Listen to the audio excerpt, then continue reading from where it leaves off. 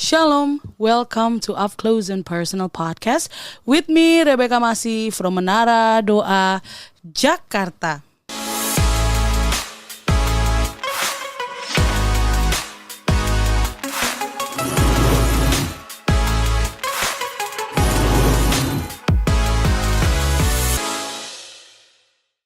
Dalam Yohanes 14 ayat 16-17 dikatakan, Aku akan meminta kepada Bapa dan ia akan memberikan kepadamu seorang penolong yang lain, supaya ia menyertai kamu selama-lamanya, yaitu Roh kebenaran.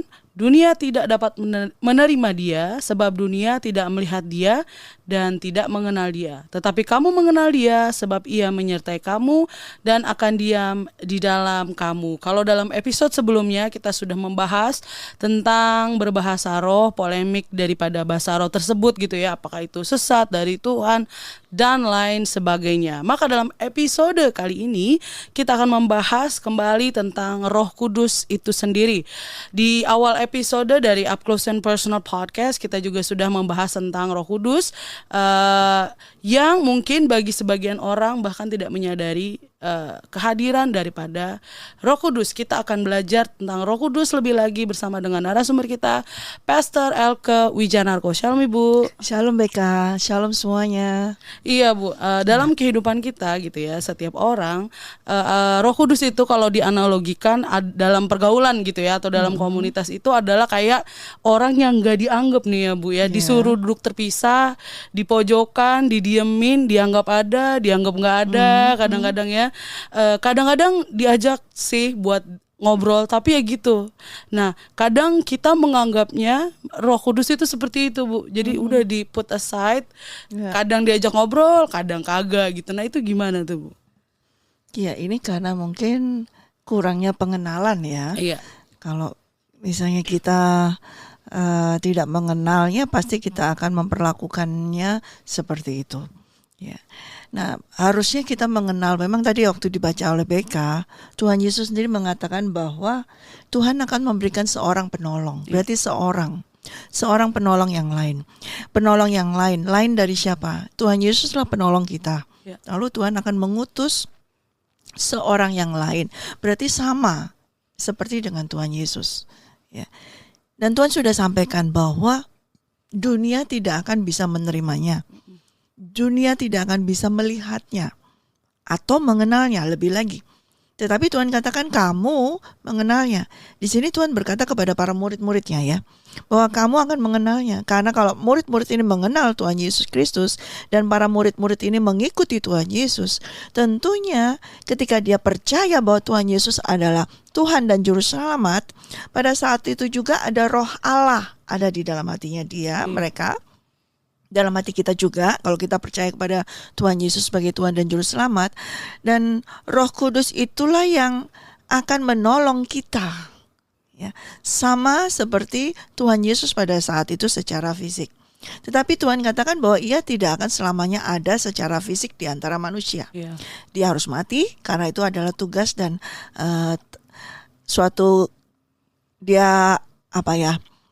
tugas dari Bapa yang harus dia laksanakan.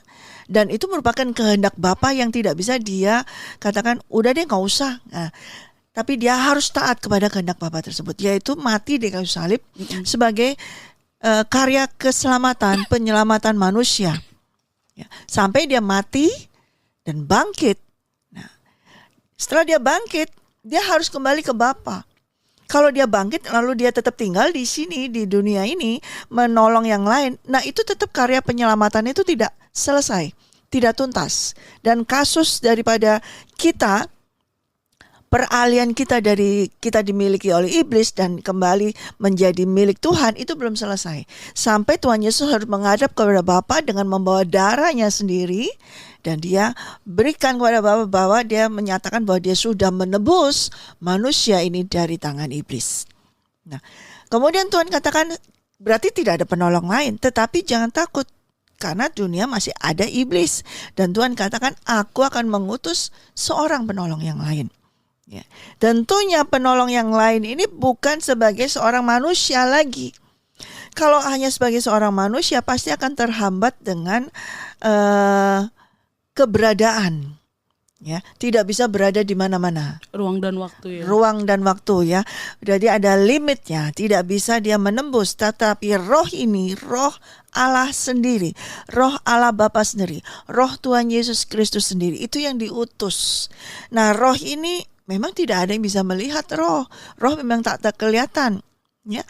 Demikian juga iblis itu adalah juga roh. Iya. Dia tidak bisa kelihatan. Kita tidak bisa melihat wujud daripada iblis sebelum dia masuk dalam suatu media dulu. Apakah itu benda, apakah itu manusia, ya, atau apa saja, baru kita kelihatan. Ketika kalau dia masuk dalam benda, mungkin benda itu jadi rusak. Masuk dalam manusia juga, manusia itu jadi rusak, jadi jahat. Nah, kita bisa tahu bahwa itu adalah iblis yang ada yang menguasai orang tersebut. Dia harus masuk dalam satu media. Ya. Demikian juga Roh Kudus ini harus tinggal di dalam baitnya ini. Ini bukan media lagi, tetapi bait. Berbeda dengan benda, pohon, binatang, itu media. Ya. Tetapi ini khusus diciptakan dari semula, diciptakan untuk menjadi baitnya, bait Roh Allah. Ya. Dan tinggal di dalam kita. Nah, ketika tinggal di dalam kita, kita sendiri tidak bisa melihatnya.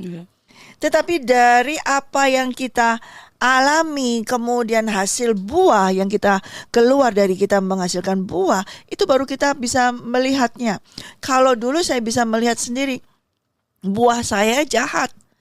Karena saya dikuasai oleh iblis, saya masih belum selamat. Ya, jadi isinya jahat terus. Isinya kalau ngeliat orang curiga terus, dan gampang tersinggung, gampang marah. Nah, itu isinya di situ. Buahnya di situ terus.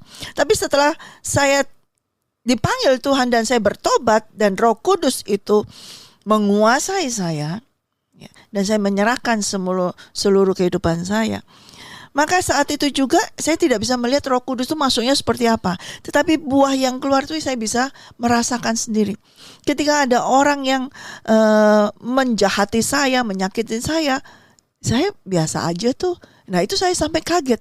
Kok bisa ya? Kok nggak marah ya? Nah, di situ saya tahu, oh, ini adalah buah daripada Roh Kudus. Ini adalah hasil karya pekerjaan daripada Roh Kudus. Ini adalah pertolongan daripada Roh Kudus dari situ. Jadi memang kalau kita ngelihat siapa dulu tentang Roh Kudus, bahwa dia adalah Allah itu sendiri, tentu kita tidak akan singkirkan dia. Tentu kita tidak akan sepelekan dia. Ya. Di sini kita sudah pernah membahas ya tentang Trinity, ya, ketritunggalan Allah Bapa, Anak dan Roh Kudus. Kita sudah pernah ya bahwa mereka itu tiga itu sama satu. Ya. Bapa, Anak dan Roh Kudus adalah satu. Dan Bapa itu roh. Dan Anak itu karena dia adalah firman, kemudian firman itu menjadi manusia sehingga bisa kita lihat. Walaupun kita tidak melihat Tuhan Yesus secara fisik, tapi ada orang-orang yang dulu melihat Tuhan Yesus secara fisik. Ya, tetapi tetap Tuhan Yesus adalah firman itu sendiri dan roh itu sendiri, dan dia adalah Allah itu sendiri. Tetapi Roh Kudus memang tidak bisa dilihat karena itu roh. Ya. Tapi bukan berarti dia bukan Allah. Ya, seringkali memang orang selalu menyepelekan karena tidak kelihatan. Dan gambarnya mau digambarkan juga nggak bisa. Kalau nggak ada gambar Roh Kudus. Paling dibuat sebagai, karena Tuhan Yesus sendiri yang di Alkitab yang menuliskan lambang dari Roh Kudus seperti diumpamakan burung merpati, kemudian seperti angin. Nah, angin ini yang tepat. Kalau angin itu kita bisa ngeliat angin nggak ada, tapi kita bisa merasakannya. Nah, demikian juga Roh Kudus, Roh Allah itu, Roh Tuhan Yesus Kristus. Kita tidak bisa melihat, tapi kita bisa merasakan hadirnya. Ya. Pada saat ini juga kita hari ini di sini di studio bersama-sama dengan tim juga di sini. Kita cuma lihat orangnya ada berapa, ada 5. Tetapi ada Roh Kudus. Kita cuma nggak ngelihat aja. Pasti ada Roh Kudus di sini. Karena di mana kita berbincang-bincang tentang firman Tuhan, di situ Roh Allah hadir. Di situ Tuhan Yesus hadir. Bila 2 atau 3 orang berkumpul, berbincang-bincang, Tuhan itu hadir. 2 atau 3 orang berkumpul, berdoa, bersepakat, Tuhan hadir. Tuhan hadir bukan dalam bentuk manusia, tapi rohnya itu yang hadir. Amin. Ya. Jadi memang tidak kelihatan, tetapi bukan berarti tidak ada ya, Bu. Bukan berarti tidak ada. Iya, di Yohanes kan dibilang kalau dunia tidak dapat menerima dia gitu ya. Sebab dunia tidak melihat dia dan tidak mengenal dia. Tetapi kamu mengenal dia sebab ia menyertai kamu dan akan diam di dalam kamu. Berarti seyogianya setiap anak-anak Tuhan, pengikut Kristus itu mengenal Roh Kudus ya, Bu ya. Tapi bukannya bersikap antipati atau menolak Roh Kudus atau malah mendukakan Roh Kudus karena tidak percaya, karena balik lagi nggak ada lukisannya atau gimana, atau nggak ada gimana sih bentukannya atau gimana, itu gimana tuh? Dari ketika kita mengenal, saya tadi sampaikan dari perbuatan yang dilakukan oleh seseorang itu ya. Di dalam Galatia 5 itu jelas perbuatan daging dan buah roh. Jadi untuk bisa tahu membedakan dari perbuatan daging, kalau orang itu katanya sudah terima Tuhan Yesus, tapi perbuatannya masih suka iri hati, masih suka ada kedagingan, ada hawa nafsu, ada percabulan. Tentunya di dalamnya itu bukan Roh Kudus, tapi roh iblis.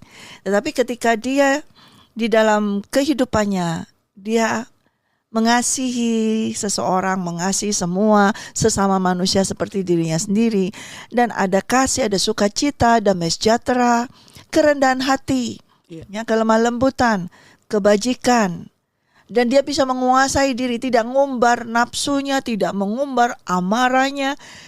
Dia bisa mengendalikan diri, bisa dikuasai. Sekalipun rejoice, sukacita karena Roh Kudus. Roh Kudus itu tertib. Bukan yang liar, bukan yang tidak terkendali, ya.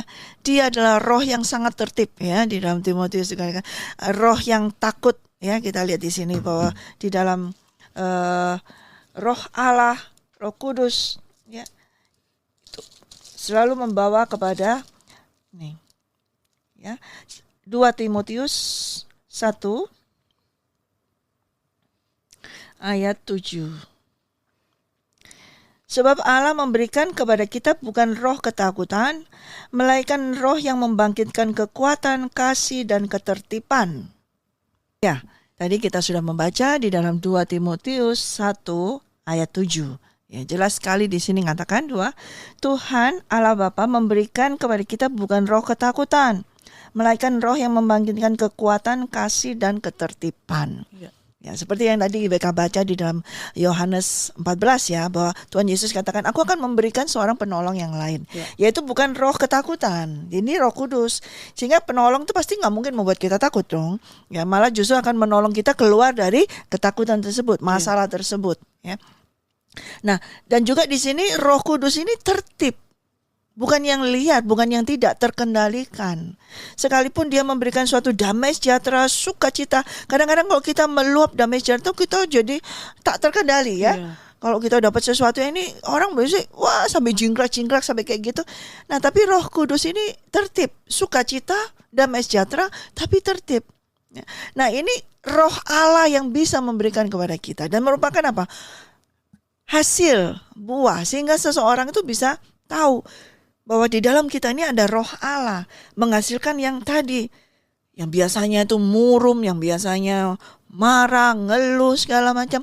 Ini ketika tetap menghadapi masalah, bisa berkata, oh haleluya, puji Tuhan, oh terima kasih Tuhan, ada ucapan syukur. Dan walaupun tidak berlebihan kayak kontra, kayak munafik begitu ya, oh tidak apa-apa, tidak ada apa-apa nih, tidak, tapi tetap Tuhan Yesus baik, Tuhan pasti benar. Ada suatu iman yang memberikan kekuatan. Itu siapa? Roh Kudus. Nah, itulah yang Tuhan masukkan, bahwa dia akan memberikan penolong yang lain karena Tuhan Yesus harus kembali kepada Bapa. Tadi Ibu bilang tentang ketertiban, disiplin. Nah ini Ibu ya, banyak banget. Kenapa sih orang menganggap kalau seseorang dipenuhi oleh Roh Kudus tuh nggak tertib gitu ya? Kalau dalam ibadah, bahkan ada seorang hamba Tuhan yang tidak saya akan sebutkan namanya gitu ya, yang menganggap kalau misalnya ketika kamu dipenuhi Roh Kudus, lalu tanganmu bergoyang-goyang, lalu kamu mulai menari, rokmu tersingkap gitu ya, sehingga apa itu gitu ya, dipenuhi Roh Kudus, tidak tertib, tidak disiplin, sehingga membuat jadi tidak percaya dengan karya Roh Kudus. Ya, betul. Gitu gimana, Bu? Ya, makanya di sini perlu kembali kita itu bukannya sekedar bahwa Roh Kudus adalah roh yang memberikan penghiburan, memberikan suatu damai sejahtera sehingga kita berubah kemudian kita bisa seenaknya sendiri seperti itu. Ya. Memang hal-hal tersebut ini banyak sekali yang terjadi di dalam gereja-gereja dan membuat orang ini pro dan kontra, yaitu akibat daripada pernah saya sampaikan juga, ketika pertama kali seseorang itu masuk menerima Tuhan Yesus ya, tentunya di dalam hatinya itu ada roh iblis yang dulu yang menguasainya ya. Dan ketika dia menyerahkan, nah roh Allah tuh menguasainya. Nah, ini ada suatu pergumulan, ini ada suatu bisa penolakan, bisa pergumulan, atau iblisnya yang mempertahankan, yang tidak mau keluar. Sehingga pada saat itu zaman yang pertama itu dia bisa meronta-ronta, dia bisa meloncat-loncat karena ada ini harus keluar dan ini masuk. Nah, ini roh jahat ini harus keluar. Dia tidak mau keluar dari tubuh ini karena nyaman, karena enak, karena harus mau menguasai orang ini. Disinilah pergumulan. Nah, itu biasanya waktu pertama kali pelepasan itu akan terjadi.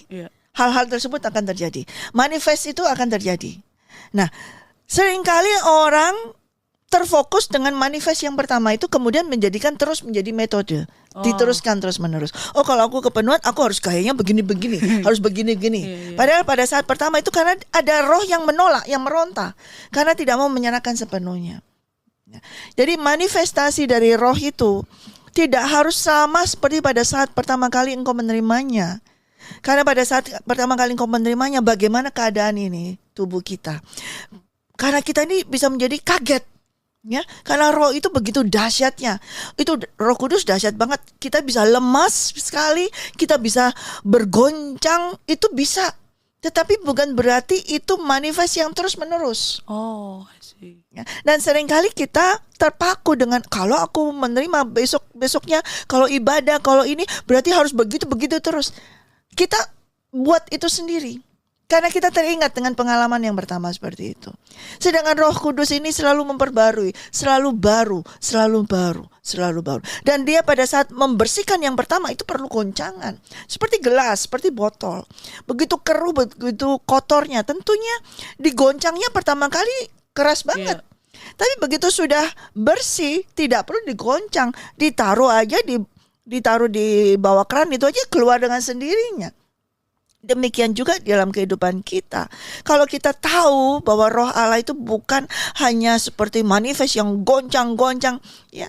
Seringkali kita baca juga di Alkitab ketika Tuhan Yesus mengusir iblis dari seseorang itu, iblis itu bisa membuat orang itu terlempar, membanting-bantingkan. Nah, itu karena iblis tidak mau keluar dari tubuh orang tersebut. Dia mempertahankan. Sedangkan Tuhan berkata keluar dari tubuh ini. Nah, itu ada suatu pertemuan pergumulan roh Allah dengan roh iblis.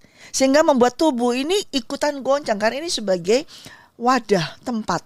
Gitu. Nah, seringkali orang terfokus, wah kalau begitu kepenuhan tuh kayak gitu, goncang-goncang kayak gitu. Tidak semuanya. Ada banyak. Itu Roh Kudus sendiri yang akan menyelidiki bagaimana dia akan memenuhi seseorang. Ya. Dan itu seringkali dipakai menjadi suatu metode sehingga orang lain lihat, oh gitu ya, kalau gitu aku juga ikutan begitu. Nah, bisa jadi seperti itu. Akhirnya semuanya begitu. Karena apalagi kalau melihat, misalnya contoh, saya tidak mengintimidasi atau mengatakan hal menghakimi ya. Misalnya gembalanya atau pendetanya kayak gitu, mereka jemaatnya akan melihat, oh gembalanya begitu, kita juga begitu. Nah, akhirnya begitulah terjadi seperti itu. Sedangkan Roh Kudus bekerja di setiap pribadi masing-masing orang itu berbeda-beda. Menurut daripada kepribadian daripada Tuhan yang mau bersihkan di dalam pribadi tersebut. Tidak harus sama. Misalnya tangan, waktu kita goncang tangannya, nggak harus begini terus seperti itu. Iya kan? Iya betul. Bagaimana Roh Kudus ini kalau kita batasi, nah itu lagi. Kalau kita batasi hanya begitu aja, dia tidak bisa bergerak, tidak bisa bekerja lebih luar biasa lagi. Sedangkan suatu saat ketika, contoh, kita sudah mendengar tentang Elia. Ketika dibawa ke Gunung Horeb, ya, di situ Tuhan mempertunjukkan dirinya. Tuhan menghampiri dia dengan ada gempa bumi, semua gunung itu bergempa. Tapi ternyata nggak ada Tuhan. Oh Ya iya. kan? Kemudian ada apa? Ada api, ya, ada api, api seperti kebakaran semuanya. Tapi nggak ada Tuhan. Sampai dia mendengar ada still voice, small voice, angin. Di situ Tuhan, dan dia sampai sujud. Nah, itulah Tuhan. Suatu saat dia bisa mengadakan gempa bumi, itu Tuhan yang bisa. Tapi Tuhan tidak ada di gempa bumi itu. Tapi Tuhan ada, tapi tidak di situ. Nah, itu tidak bisa dijadikan suatu metode dalam kehidupan kita. Suatu saat kita hanya bisa menangis, mengeluarkan air mata, menangis, tidak ada teriakan yang wow bagaimana, hanya bahasa yang kita menerima baru, bahasa roh yang lirih. Itu tuh Roh Kudus. Justru ketika yang goncang-goncang semuanya, belum tentu Roh Kudus ada. Belum tentu ya, saya katakan ya. Berarti bisa jadi iya ada, bisa juga tidak, gitu loh ya. Jadi saya tidak ngomong itu nggak ada, tergantung. Kalau memang harus terjadi seperti itu, harus membersihkan, ya yang bisa membersihkan di dalam tubuh kita hanya Roh Kudus. Dan dia perlu tahu, suatu saat tubuh kita perlu digoncang. Saya mengalami goncangan itu pertama. Saya digoncang di kamar saya sendiri. Digoncang, saya tahu tubuh saya digoncang seperti itu. Tetapi tidak selalu begitu. Nah, ini yang seringkali setiap dari manusia itu sukanya membuat patokan-patokan sendiri, membuat metode-metode sendiri. Oh, kalau dipenuhi Roh Kudus harus begini, harus begini. Dan itu diturunkan, dan itu dilanjutkan, diajarkan kepada jemaatnya semuanya harus ngalami gini. Nah, itu yang salah. Iya benar. Iya aku juga pernah ya dulu waktu nggak tahu gitu ya Bu ya, lagi sekolah gitu, terus tiba-tiba ada yang ketawa, hahaha, terus aku nggak ketawa, aku ngerasa kalau aku tidak dijamah Roh Kudus, karena yang lain ketawa, terus aku nggak, ngeong aja, diem aja, terus sampai sudah selesai aku tanya sama teman, lu dijamah Roh Kudus? Enggak, gue lihat temen gue aja ketawa, gue ikut ketawa aja juga gitu kan. Jadi karena mungkin sudah ya tadi gitu ya, sudah dianggap kalau holy laughter itu kamu dipenuhi Roh Kudus, atau holy climbing gitu ya, menanjak ke holy climbing, ada juga tuh yang kayak gitu-gitu. Terus apalagi lah ini, pokoknya depannya holy, itu pasti ada Holy Spiritnya gitu ya. Nah, sedangkan orang yang diem-diem aja, cuman yang tadi Ibu bilang duduk mungkin menangis, atau cuman lirih bahasa rohnya atau gimana, itu tidak dipenuhi Roh Kudus. Banyak banget yang aku temui gitu ya Bu ya, waktu pelayanan apa segala macam, yang menyangka kalau yang teriak-teriak, yang berisik banget sampai mengganggu orang-orang yang di sebelahnya itu, dia dipenuhi Roh Kudus. Padahal ya kita tahu tadi seperti yang Ibu bilang, Roh Kudus tuh bekerjanya macam-macam ya Bu ya. Tidak bisa dibakukan seperti itu. Betul. Betul sekali. Karena itu di dalam kehidupan kita ini tidak bisa membatasi kuasa daripada Roh Kudus. Ya. Kalau kita batasi dia, maka kita tidak menemukan, kita tidak mengenal dia lebih lagi. Nah, seringkali orang-orang ini mengikut-ikut aja, BK, suka ikut-ikutan, seperti yang disampaikan, ikut-ikutan seperti itu. Ya, memang bisa terjadi suatu saat Roh Kudus itu memberikan suatu damai sejahtera, sukacita, sampai kita itu bisa tertawa. Tapi itu yang betul-betul bukan dibuat-buat, bukan hanya ikut-ikutan. Tapi memang itu dia bisa. Jadi itu dia bisa melakukan segala macam. Tadi yang saya sampaikan ketika Tuhan menjumpai Elia, bisa. Mau dengan gempa seperti itu bisa. Itu aku ada, tapi aku tidak ada di situnya untuk menemui kamu gitu loh. Aku tidak menjamah kamu lewat gempa tersebut, tapi itu aku yang buat gitu loh, maksud Tuhan. Yeah. Api, kebakaran misalnya seperti apa, Tuhan yang buat. Tapi aku tidak menjumpai kamu di dalam api tersebut. Tapi aku akan menjumpai kamu di mana ketika kamu merasa wah, nggak ada Tuhan, tapi di situ Tuhan hadir.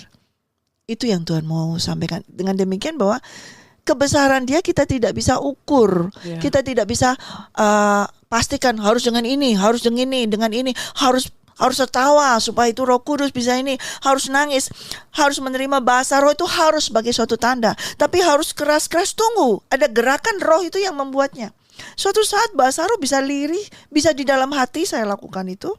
Bisa juga harus dengan keras, tergantung perintah daripada Roh Kudus. Nah, di sini kita di dalam 2 Timotius ini Tuhan Allah yang memberikan kepada kita bukan roh ketakutan, melainkan roh yang membangkitkan kekuatan, kasih, dan ketertiban. Nah, ini penting sekali. Kalau kita tidak bisa tertib, tidak bisa memiliki kasih, ya liar, itu bukan dari Roh Allah. Karena Roh Allah bukan yang liar, bisa dikendalikan. Ketika kita dipenuhi Roh Kudus, dia bisa meredah. Ya. Kemudian dia bisa menaikkan lagi. Artinya bisa dikendalikan, bisa dikuasai karena buah rohnya dia apa? Penguasaan diri.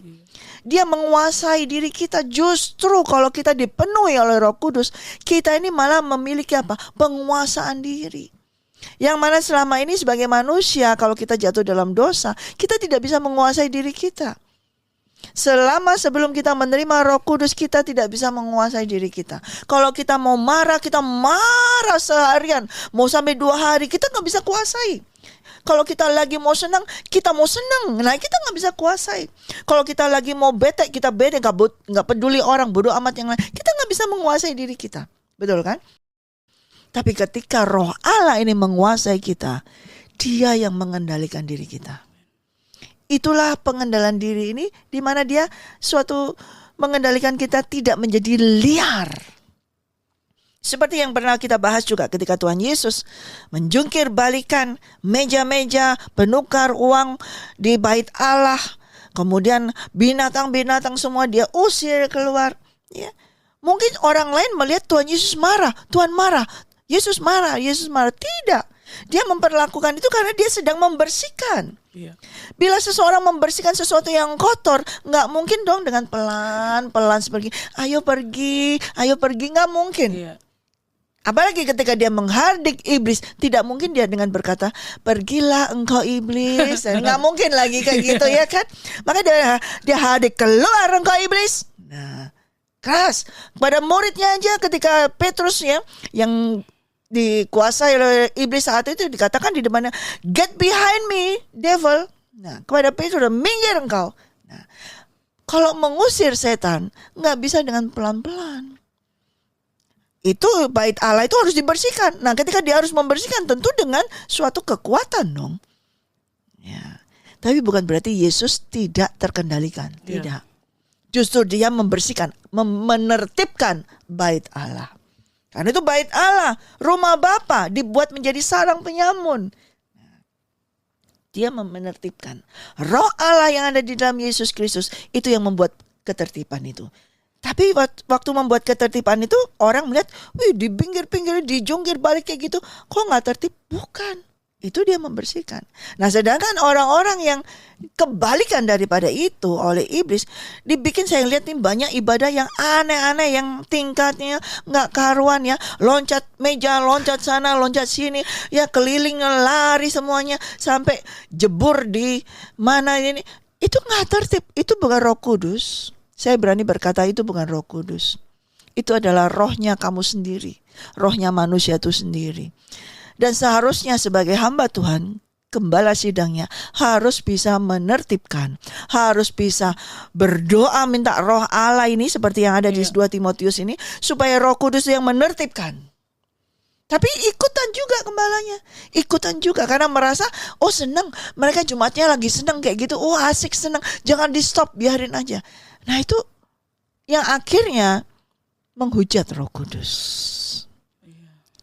Dan akhirnya membuat orang lain menghujat Roh Kudus. Ya, jadi di sini kita perlu sangat menghormati, menghargai tentang Roh Allah, Roh Kudus ini. Bukan hanya sekedar yang membuat kita happy, suka-suka, lalu bisa teriak-teriak, bisa senang semuanya, menghibur kita. Tidak, tapi Roh Kudus ini adalah roh yang penuh ketertiban, roh yang penuh kasih.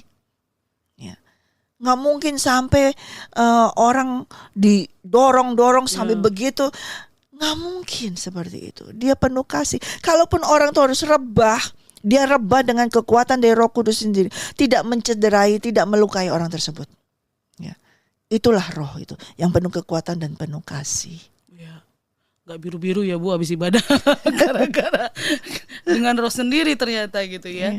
Tadi Ibu juga sempat menyinggung tentang menghujat Roh Kudus gitu ya. Di dalam Matius 12 ayat 31-32 dikatakan, sebab itu aku berkata kepadamu, segala dosa dan hujat manusia akan diampuni, tetapi hujat terhadap Roh Kudus tidak akan diampuni. Apabila seorang mengucapkan sesuatu menentang anak manusia, ia akan diampuni, tetapi jika ia menentang Roh Kudus, ia tidak akan diampuni. Di dunia ini tidak, dan di dunia yang akan datang pun tidak. Kalau kita menghujat menghujat Tuhan Yesus, maka kita akan diampuni ya Bu ya. Tetapi menghujat Roh Kudus, menentang Roh Kudus, maka kita tidak diampuni gitu ya. Sedangkan tadi yang seperti di awal kenyataannya banyak orang yang menentang Roh Kudus gitu ya. Banyak orang yang tidak percaya dengan kuasa Roh Kudus. Kenapa sih sampai Tuhan berkata seperti ini gitu ya Bu ya? Sepenting itukah Roh Kudus dalam kehidupan kita sampai-sampai di firman ini ditulis kamu menghujat dia maka nggak akan diampuni, mau di sini atau nanti di kekekalan. Itu sampai segitunya itu gimana? Iya, betul. Karena bagi Tuhan Yesus sendiri Roh Kudus ini sangat penting.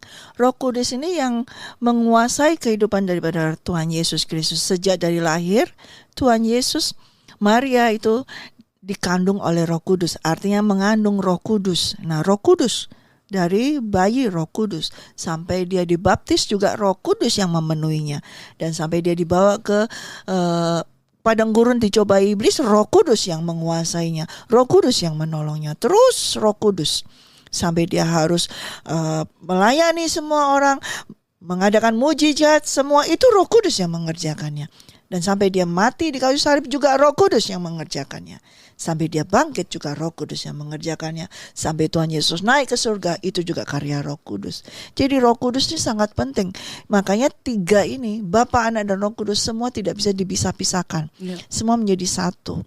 Dan ketika kalau anak manusia dihujat, itu seperti orang-orang yang menyalibkan, mereka sudah menghujat semuanya. Tapi pada akhirnya Tuhan Yesus katakan, Bapa, ampunilah dosa mereka. Karena memang mereka banyak yang tidak tahu.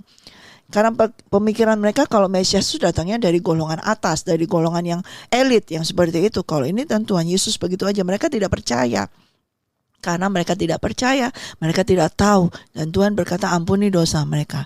Tetapi ketika mereka kemudian melihat hasil dari pekerjaan Roh Kudus dan mereka tidak percaya, dan mereka berkata ketika Tuhan Yesus menyembuhkan orang, mengusir setan, kemudian mereka memberkatai bahwa dia mengusir setan dengan kuasa Beelzebul, dengan kuasa setan lagi. Itu menghujat. Mana bisa setan diusir dengan setan? Nggak mungkin. Setan CS dengan setan nggak akan bisa mengusir. Mereka akan bareng-barengan lagi masuk lagi ke dalam orang itu. Jadi penghujatan ini merendahkan roh Allah. Sedangkan yang bisa mengusir roh manusia, roh iblis yang ada di dalam roh manusia hanya Roh Kudus. Ya, dan Roh Kudus ini harus dihargai, harus dihormati, ya, dan jangan dipadamkan. Kalau kita memadamkan Roh Kudus, lama-lama kita akan menghujat Roh Kudus dengan tidak percaya. Ya, seperti tadi saya katakan, ada banyak orang yang tadi yang terfokus di dalam suatu manifest yang pertama aja, kemudian dilakukan terus-menerus, dan akhirnya diizinkan dengan meronta-ronta, berjingkrak-jingkrak seperti itu, tidak ada tertib. Nah, itu harusnya berdoa. Ya, berdoa untuk bagaimana Roh Kudus lebih lagi akan menertibkan. Tetapi pernah saya katakan juga tadi bahwa bisa jadi Roh Kudus ada di situ, tetapi kita tidak bisa juga menghakimi. Tapi kita juga bisa berdoa. Dari hasil buahnya itu akan ketahuan. Ya. Tapi kalau orang langsung menghujat dengan berkata orang disembuhkan, ini Tuhan Yesus menyembuhkan tidak dengan kuasa Roh Kudus, bukan. Itu menghujat. Kemudian juga antipati dengan doa bahasa roh, melarang berdoa bahasa roh, itu firman Tuhan dikatakan jangan larang. Kemarin kita baca dalam Yudas 1, jangan larang orang berbahasa roh. Ya, kalau kita melarang berarti kita juga berarti menolaknya, dan menolak yang memadamkannya juga berarti sama akhirnya menghujat. Dan itu merupakan dosa yang tidak bisa diampuni. Ada dua dosa yang tidak bisa diampuni. Ketika engkau tidak mengampuni seseorang, maka engkau tidak akan diampuni oleh Bapa. Lalu yang kedua adalah kalau engkau menghujat Roh Kudus, dosamu tidak akan bisa diampuni. Tidak sekarang, tidak juga nanti. Jangan sampai kita tidak atau antipati tadi ya dengan Roh Kudus gitu ya, karena mungkin kalau di tongkrongan dianggapnya cuman pelengkap doang gitu ya Bu, tetapi tidak, Roh Kudus itu bukan pelengkap, tetapi Roh Kudus adalah pribadi yang juga harus kita hormati gitu ya, yang kita juga harus takut akan Dia dan juga menghormati Dia, karena kalau tadi dibilang kalau kamu tidak percaya Tuhan Yesus, kamu menentang Tuhan Yesus, kamu bisa dimaafin ketika kamu minta ampun gitu ya, tetapi ketika kamu menghujat Roh Kudus, kamu menentang Roh Kudus, maka tidak akan diampuni di sini maupun di dunia yang akan datang. Jangan sampai ya Bu ya, pada berarti saat tidak ada kesempatan. Iya, pada saat penghakiman kita nggak ada nama kita karena kita sudah menghujat Roh Kudus. Ya, jadi kalau kita melihat keadaan seseorang, hamba Tuhan, gereja Tuhan, mungkin secara kita melihat, kok nggak benar kayak gini ya.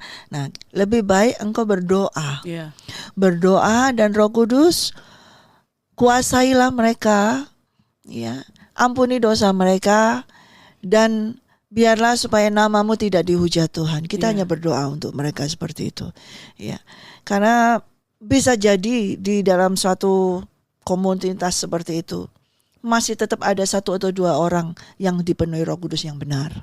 Ya. Jadi kita tidak bisa menghakimi juga.